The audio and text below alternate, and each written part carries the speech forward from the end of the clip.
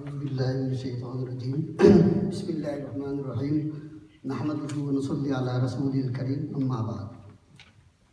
প্রথমে আল্লাহর কাছে শুকরিয়া আদায় করি যে আজকে একটি মহতী আয়োজনে, মহতী মানুষের আয়োজনে সুন্দর একটা অনুষ্ঠানে উপস্থিত হতে পারে। আল্লাহর কাছে আমরা দোয়া করি আমরা এরকম সবসময় যে ভালো কাজে যেন উপস্থিত থাকতে পারি। আমি এরকম একটা মিটিং আয়োজন করি আমি আগে জানছি না।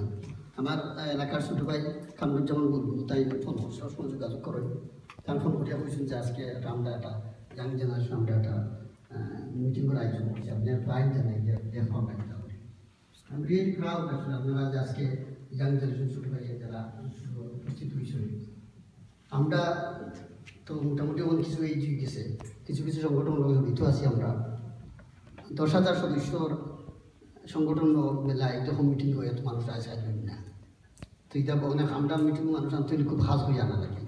আমি শিওর যে আপনারা সব ব্যস্ত মানুষ এবং আপনারা এর মাঝ থেকেও আমি মনে করলাম যে মোর দেন 50% আপনারা স্টুডেন্ট বিষয় এর মধ্যেও যে বা কাজেও যারা আছেন আজকে আপনারা এই অফার দিন আইয়া যান এই সময় দিরা আমি আসলে রিয়েলি ইন্টারেস্ট যে আমরা একটা মিটিংয়ে উপস্থিত হতে পারছি।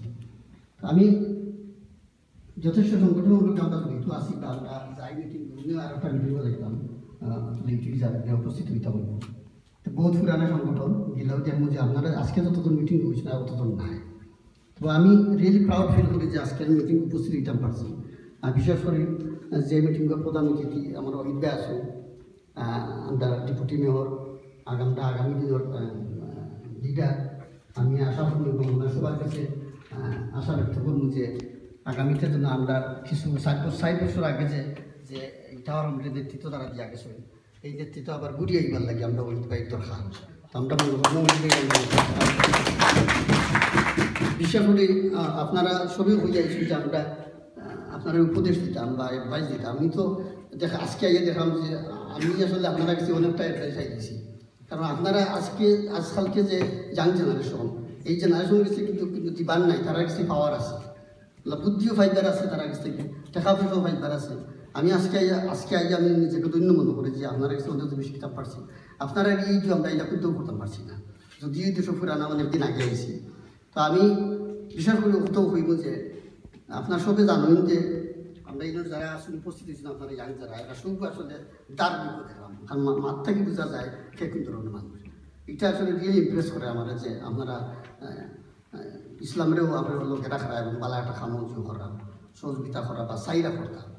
তো একটা ছোটোমোটো একটা হাদিস আছে যে কুল্লু মারুফিন সদাকা। এটা অতও বুঝানি হয়েছে যে সকালে উঠিয়াও যে খামটা শুরু করবো আপনারা প্রত্যেকটা খামের উদ্দেশ্য থাকতো যে আপনি এটা একত্রিত করলাম, এগুলো আপনার নিজের খাম ফরর খাম হোক। এর একটা এক্সাম্পল হিসেবে তো বলছি, একটা এনিমে যদি একটা ছাগলটা যদি আপনি 2 ভাড়া দিয়ে যদি ফাতা খাবাইতাম বা খাবাইতে পারবেন তাহলে আপনার সব আছে বা উদ্দেশ্য বাধা থাকতে পারবে। তো আপনারা যে খাম করা এই খাম উদ্দেশ্যটা বাধা থাকে আপনারা দেখবা আইজুকার খাই আপনি সফলতা পাইবা। আর বিশেষ করে আমি কথা বলব আমরা সংগঠন করা দিয়া এটাও জানছি যে সংগঠন তো 10 জন থাকবা 20 জন থাকবা, খাম কিন্তু 20 জনে করবেন না, খাম করবেন ম্যাক্সিমাম 10 জনে করবা। কিন্তু আমি দেখতাম যে আমি খাম কতক্ষণ খাম করলাম, আমি যদি বাড়ছাই যে অমূল কতক্ষণ করছই তাই আমি কোনে করতাম। আমার ডিউটি আমি নিজের প্রশ্ন করতাম যে আমি কিতা করলাম, ওটা ভেরি ইম্পর্টেন্ট। আরও যদি কিতা করলে এটা বাইতে সাবাত লাগবে এটা আমার কাম করতে। আমি সবসময় চেষ্টা করতাম যে আমি কত কাম করলাম সমাজের লাগি, পরিবারের লাগি এবং সংগঠনের লাগি। তো আমি বিশেষ করে নিজেকে আবারও ধন্যবাদ জানাইলাম, ধন্য মনে করলাম যে আজকে উপস্থিত হতে পারছি। আবার আমার ছোটো ভাই কামরুজ্জামান বলতে আমি ধন্যবাদ জানাইলাম আমরা আজকে মিটিংয়ে উপস্থিত হওয়ার সুযোগ দিয়েছেন। আর আমি আপনারা এই ল্যাম্প সংগঠন আগুয়ে যাও চিরজীবী ওকে এই আশা ব্যক্ত করি। এবং আজকের এই সম্মানিত সভাপতি যারা আছেন, বিশেষ অতিথি এবং চিফ গেস্ট যারা আছেন তারা আমার পক্ষ থেকে সালাম জানাইবেন এবং আপনারা এই খাম চালাইয়া যাবকা।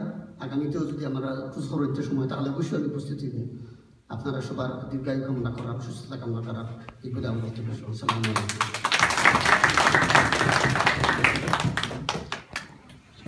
ধন্যবাদ আপনারা সম্মানিত বিশেষ অতিথি সহুল মুনিমকে। এটা আসলে আমরা লাগে অনেক বড় পাওনা এই সময়ে যে আমরা সম্মানিত বিশেষ অতিথির কাছ থেকে অনেক বড় কমপ্লিমেন্টস এগুলো আমরা লাগে আলহামদুলিল্লাহ।